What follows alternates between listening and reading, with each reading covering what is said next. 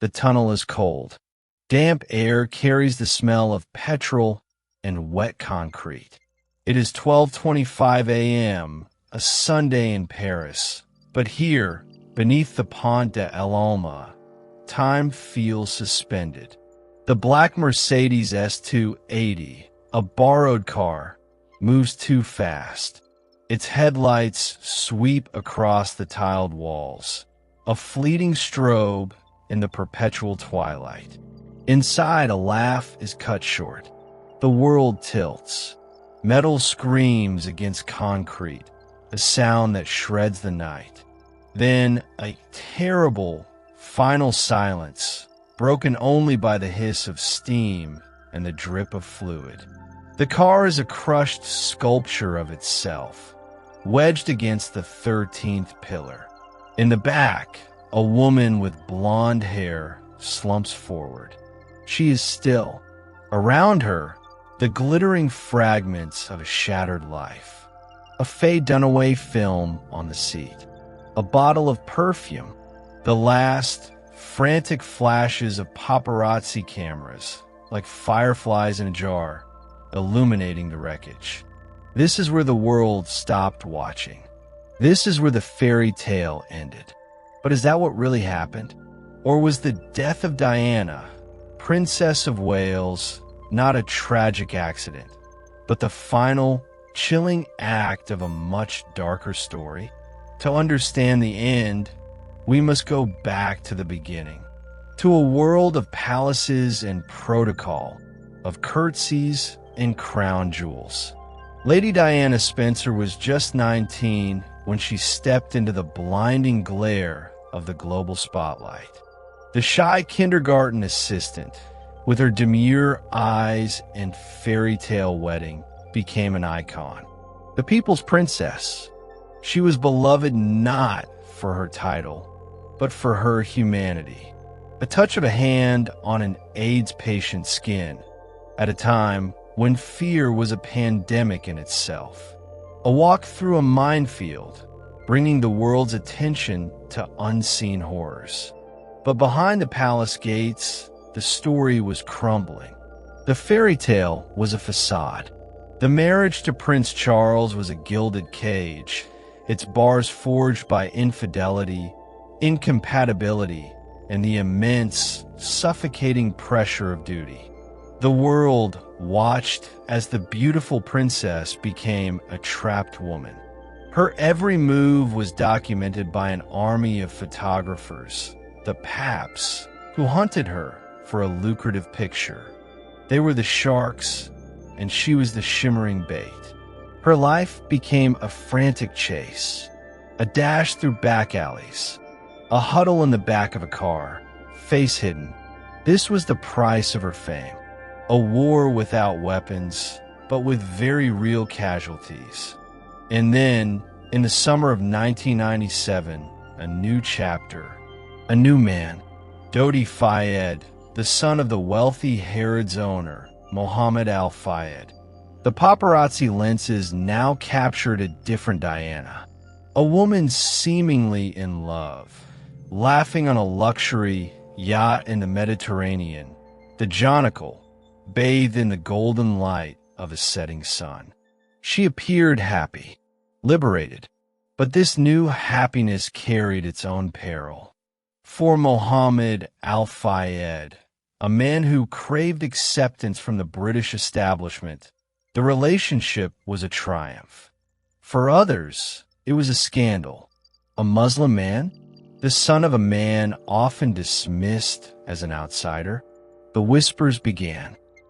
Were there powers that did not want this relationship to flourish? The final holiday culminated in Paris. A stopover on the way back to London. A last night of anonymity, or so they hoped. Saturday, August 30th. They dine at the Ritz Hotel, owned by Dodi's father. The air is thick with the scent of expensive perfume and anticipation. But the pack is waiting. Dozens of them on motorcycles, in cars, a hive of buzzing aggression. The plan is hatched. A decoy car, will leave the front entrance to draw the paparazzi away. Meanwhile, Diana and Dodi will slip out the back.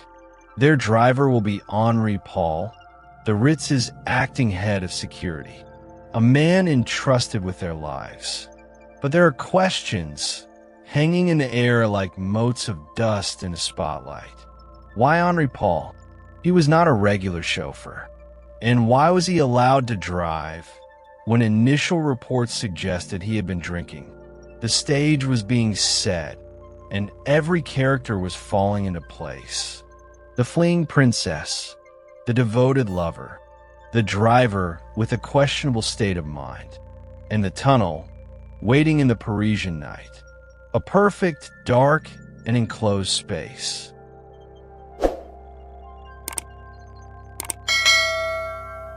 The plan, in theory, was sound.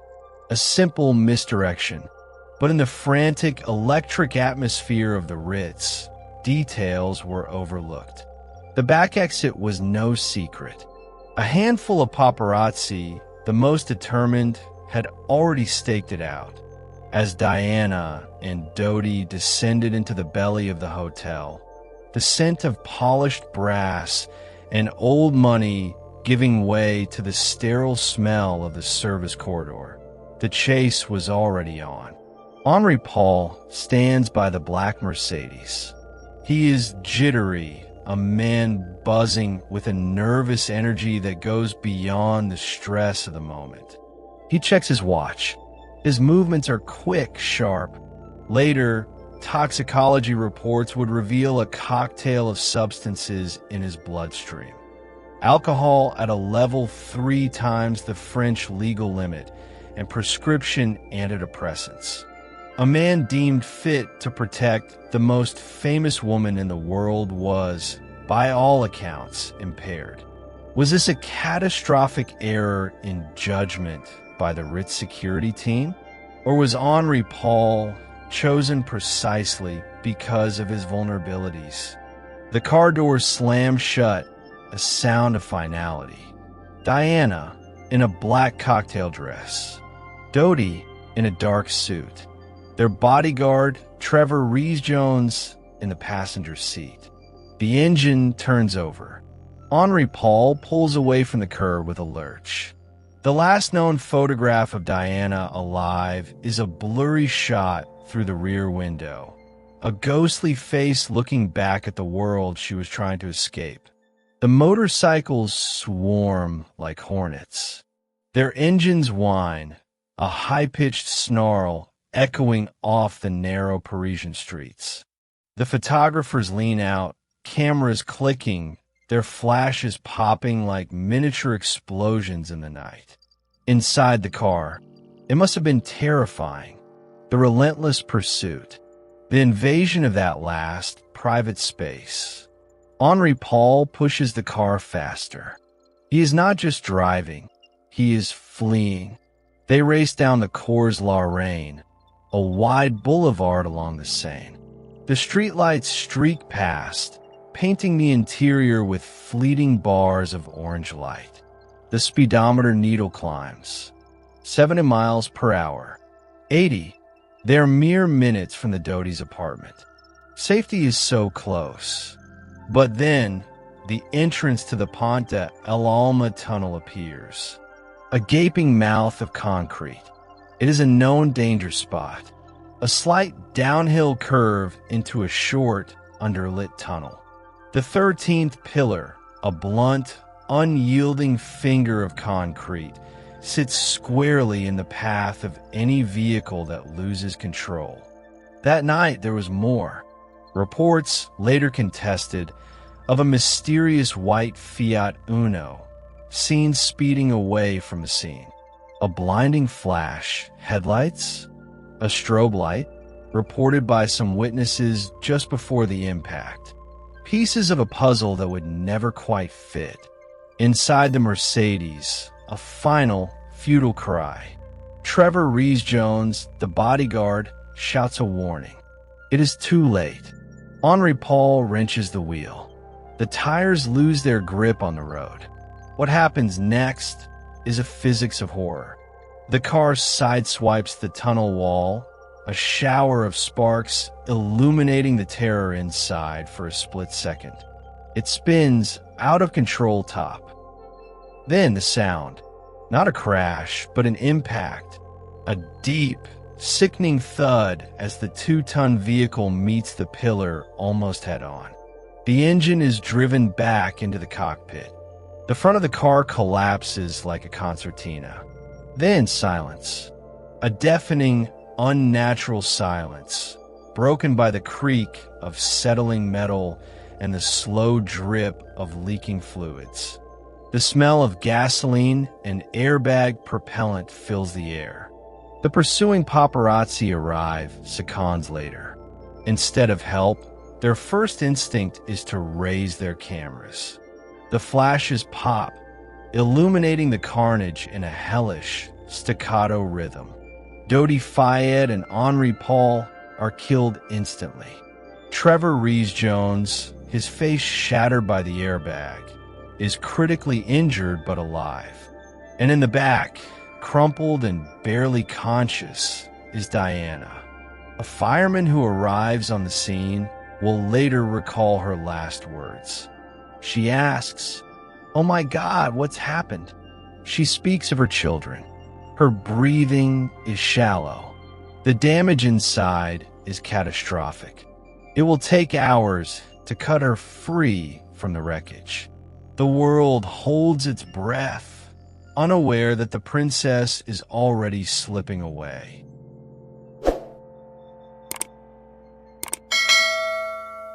The rescue effort is a frantic, painstaking ballet under the harsh emergency lights. The jaws of life whine and screech, peeling back the torn metal of the Mercedes like a tin can. Inside, the air is thick with the coppery smell of blood and the acrid tang of released chemicals.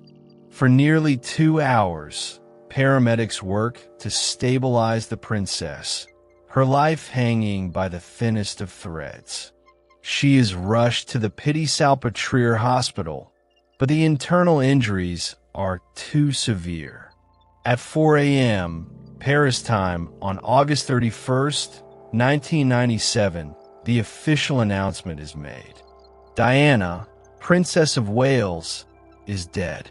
The wave of grief that sweeps the globe is instantaneous and visceral. It is a seismic shock.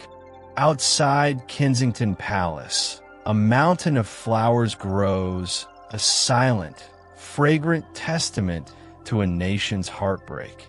The scent of thousands of bouquets, roses, lilies, freesia, mingles with the damp London air. But beneath the public mourning, a different sound begins to emerge.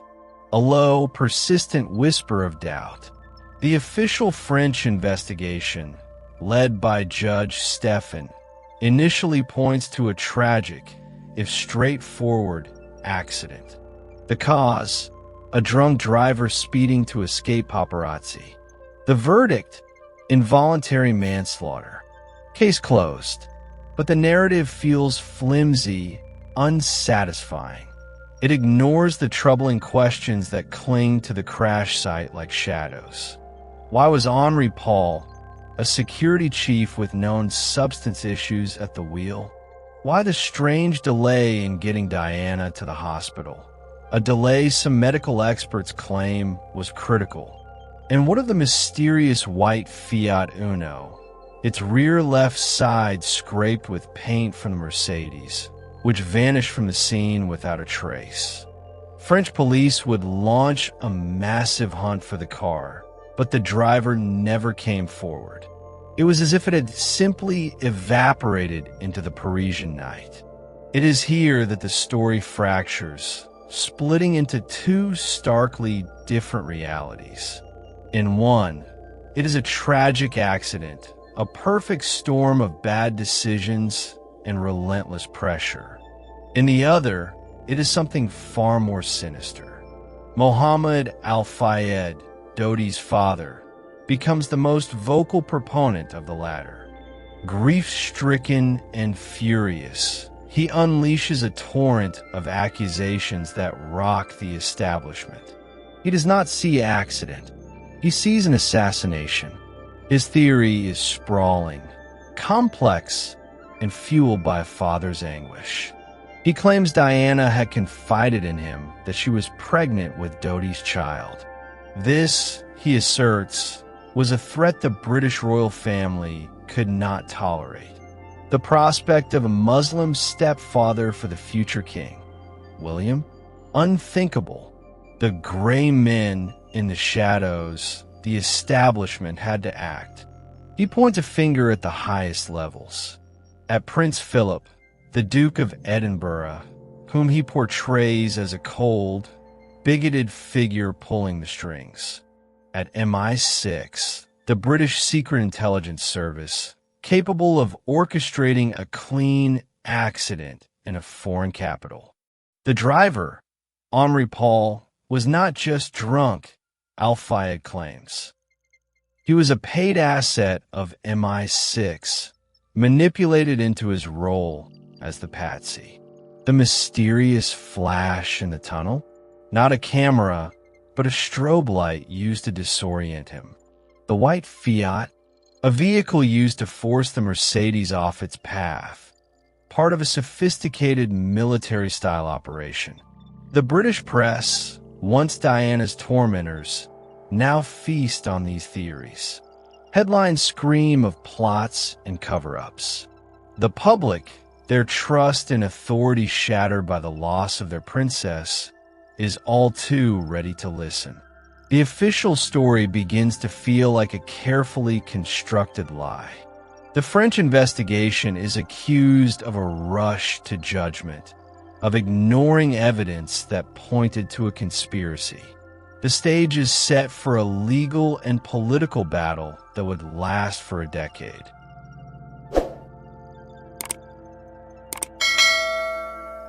The British inquest, a required judicial inquiry into a death occurring outside the country, finally began in 2004. It was a sprawling, dramatic affair, a world away from the quiet corridors of French justice. For 6 months, the courtroom at the Royal Courts of Justice became a theater for the extraordinary allegations. Mohammed Al-Fayed's legal team laid out a case that read like a spy thriller, pointing to shadows and whispers. They presented a letter written by Diana herself just 10 months before her death. In it, she claimed, "My husband is planning an accident in my car, brake failure, and serious head injury in order to make the path clear for him to marry." She was referring to Prince Charles. The letter was a bombshell. Was it the paranoid fantasy of a woman under immense strain, or a chillingly accurate premonition? Witnesses were called who spoke of strange occurrences. A former British soldier, known only as Soldier N, testified that his SAS squad had been told in 1996 or 1997 that Diana was to be taken out in a car accident and that it was to be a done thing. The testimony was hearsay, unverifiable, but it hung in the air like poison gas. Another witness claimed to have seen a high-powered flash, like a military strobe, in the tunnel just before the crash, a device designed to temporarily blind a driver. But for every allegation, the official investigation, led by Lord Stevens and Operation Paget, presented a mountain of forensic counter-evidence. The Paget Report, 832-page document, was a methodical dismantling of the conspiracy theories. It concluded there was no evidence Diana was pregnant. It found that Henri Paul was indeed heavily intoxicated, and that his speed, estimated at over 60 miles per hour in a 30 miles per hour zone, was the primary cause. The mysterious flash? Likely the last camera flash from the pursuing paparazzi. The white Fiat Uno was found, its owner identified as a photographer who had simply panicked and fled the scene. The most dramatic moment came with the testimony of Trevor Rees-Jones, the bodyguard who was the sole survivor. His face, rebuilt through extensive surgery, was a permanent reminder of that night. He recalled the speed, the loss of control, but he remembered no bright flash, no second car forcing them off the road. His account, from the front seat of the Mercedes, was devastatingly simple. A drunk driver going too fast lost control. In 2008, the inquest jury reached its verdict. They found that Diana and Dodi were unlawfully killed by the grossly negligent driving of the following vehicles and of the Mercedes driver. But they added a crucial phrase. The deaths were caused as a result of the speed and manner of the driving of the Mercedes and the speed and manner of the following vehicles. It was a verdict that pointed the finger squarely at Henri Paul and the paparazzi. It made no mention of conspiracy. For many, this was the final definitive word. A tragedy, yes. A monstrous failure of responsibility, certainly, but not a plot. The weight of evidence, they argued, was overwhelming. The conspiracy theories were built on a foundation of grief and a deep-seated mistrust of the establishment, not on facts. Yet, the verdict did little to silence the whispers, because the death of Diana was never just about the forensic details of a car crash. It was about what she represented. She was a rebel, a disruptor, a woman who challenged the most powerful institutions in Britain, the monarchy and the press. Her life was a battle against the constraints of tradition, and in the minds of many, her death was the ultimate price for that rebellion. The official story, no matter how well documented, felt too neat, too convenient. It asked the world to believe in a series of coincidences: the impaired driver, the missing car, the fatal pillar. For those who felt the establishment had always been against her, a conspiracy was a more logical, if more terrifying, explanation.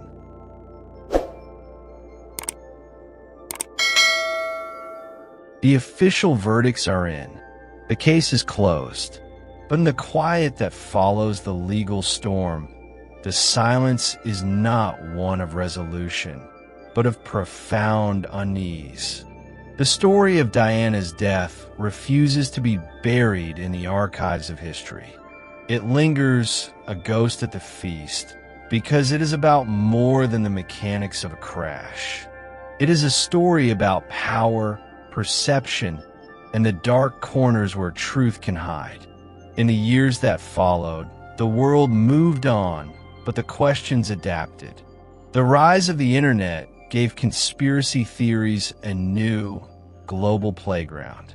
Grainy footage of the tunnel is analyzed frame by frame. The backgrounds of witnesses are picked apart. Every inconsistency, no matter how small, is held up as proof of a cover-up. The debate is no longer confined to courtrooms. It lives in a million comment sections, a perpetual digital echo of that night in Paris. The emotional truth for millions remains that Diana was killed because she was a threat to a monarchy struggling to modernize, a threat to shadowy interests who saw her global humanitarian influence as unpredictable. Her relationship with Dodi Fayed was not just a romance. It was a symbol of a bridge between worlds, Christian and Muslim, Western and Middle Eastern, tradition and change. In a world increasingly defined by walls, she was building a bridge. And some bridges, the theory goes, are too dangerous to be allowed to stand. The legacy of her death is a deep and enduring fracture in public trust. The people and the powers were cleaved apart. The media, once seen as a pillar of democracy, was now viewed by many as a predatory pack, complicit in her hounding and perhaps her end. The monarchy, though it eventually recovered public favor through a careful, decades-long campaign, still operates under the long shadow of that summer. The public's relationship with them was forever changed from one of deference to one of intense, often skeptical scrutiny. We are left with two irreconcilable narratives. One is a story of human error, a cascade of poor choices under the blinding glare of fame. It is a tragedy, simple in its cause but immense in its consequence. The other is a story of murder, a cold, calculated elimination orchestrated from the highest echelons of power. It is a political thriller, a sinister plot that confirms our deepest fears about the world. Perhaps the most unsettling possibility lies not in choosing one narrative over the other, but in accepting that both contain a sliver of truth. The crash itself may have been a terrible accident, a direct result of a drunk driver and a frenzied chase. But the conditions that led to it, the relentless pressure, the isolation, the sense of being hunted, were not accidental. They were the result of a system, a culture that failed to protect her.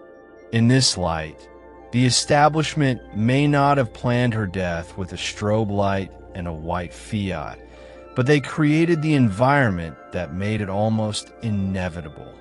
This is a guilt not of action, but of inaction, a guilt that is harder to pin down, but no less real. The tunnel remains. Cars still pass through it, their headlights washing over the same tiles, their passengers unaware of the history soaked into the concrete.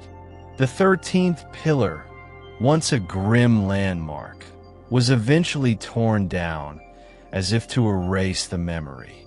But you cannot erase a ghost. The story ends where it began, in the half-light beneath the streets of Paris, with the echo of a scream, the smell of gasoline, and a single, unanswerable question that hangs in the air, as persistent as the scent of flowers left at a palace gate years ago. Was it an accident, or was it a warning?